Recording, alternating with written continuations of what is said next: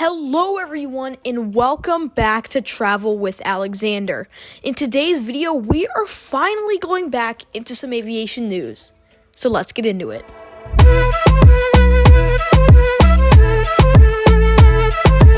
First off, on January 26th, all travelers 2 and older flying into the United States will be required to have a negative COVID test before traveling.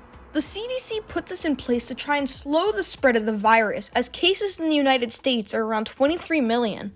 Next up, a Southwest flight was diverted after the crew found a suspicious note. The 737-800 was coming from Phoenix. When the plane landed, it was brought to a secluded area away from the main terminal. The 95 passengers plus 6 crew were brought to a terminal by bus. If you haven't already heard, a Sriwijaya Air 737-500 crashed into the Java Sea only 4 minutes after takeoff from Jakarta. Since the crash, very little has been discovered by rescue crews. But now, Boeing officials are heading out there as well to investigate.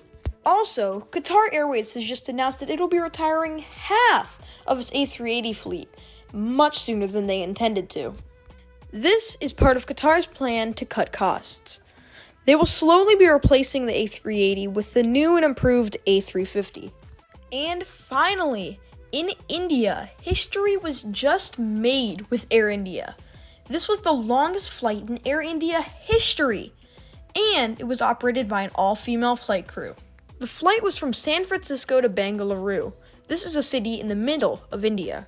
And that is all for today's video. I really hope you enjoyed it. If you did, consider subscribing because it really encourages me to make more videos like this.